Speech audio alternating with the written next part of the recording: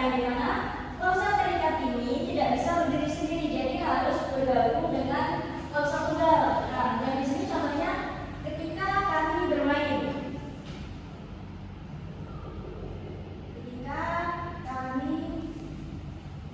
bermain. Nah, ketika kami bermain ini merupakan klausa yang tidak bisa berdiri sendiri, jadi harus disertai dengan klausa utama. Seperti halnya ketambahan hujan turun ketika kami bermain. Jadi ketika kami bermain ini klausa terikat. Yang hujan turun ini merupakan klausa utama atau klausa tunggal. Jadi harus digabung agar menjadi klausa terikat. Jadi hujan turun ketika kami bermain. Yang selanjutnya itu ada yang berdasarkan unsur. Nah, yang berdasarkan unsur ini itu memiliki 4 bagian, yang dimana itu ada klausa adverbial, klausa numeralia, klausa verba, dan klausa nomina. Nah, yang pertama ini merupakan klausa verba. Klausa verba ini yang dimana predikatnya ini berupa kata kerja. Di sini contohnya Ibu sedang memasak nasi. Ibu sedang memasak nasi. Nah, yang dimana ibu ini merupakan subjek dan sedang memasak nasi ini merupakan predikat yang menunjukkan kata kerja. Jadi ibu sedang memasak nasi ini merupakan klausa adverbial yang predikatnya berupa kata kerja. Yang selanjutnya itu klausa numeralia, yang dimana predikatnya ini berupa kata bilangan, berupa bilangan.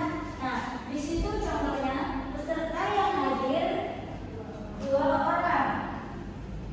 Peserta yang hadir 2 orang. Nah, peserta ini merupakan subjeknya.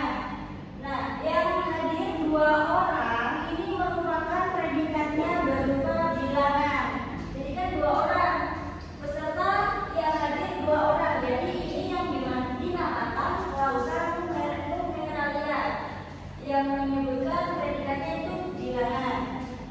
Yang selanjutnya itu ada klausa adverbial, yang dimana klausa adverbial ini predikatnya itu berupa keterangan. Biasanya itu menjelaskan kondisi subjek seperti keadaan ataupun waktu. Contohnya mereka sudah pulang. Mereka sudah pulang. Ini kan menunjukkan keterangan kan?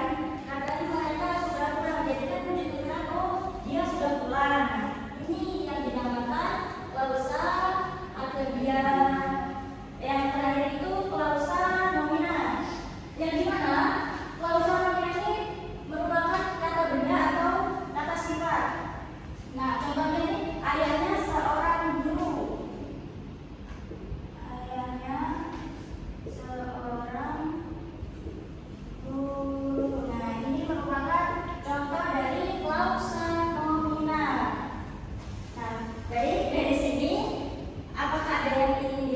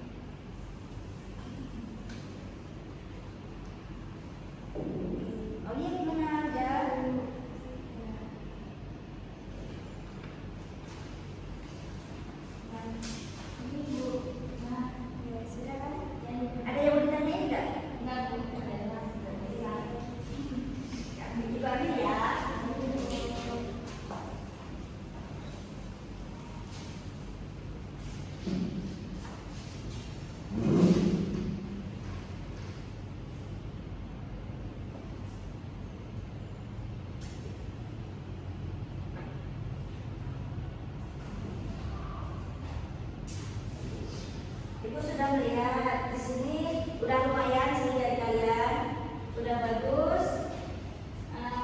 Kalian cepat tambah dari apa yang Ibu sampaikan tadi kan.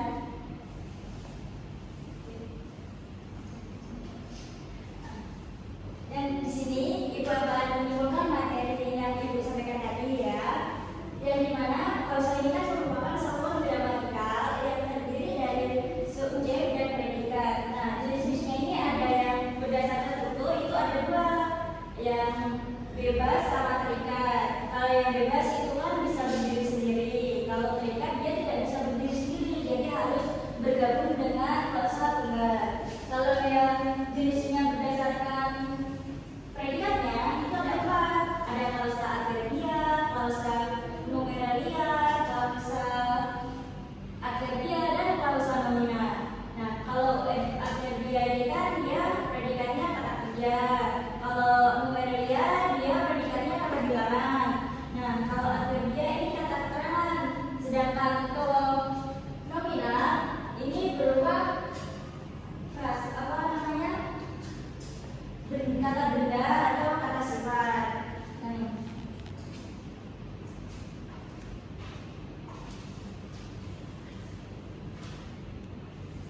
Nah, baik.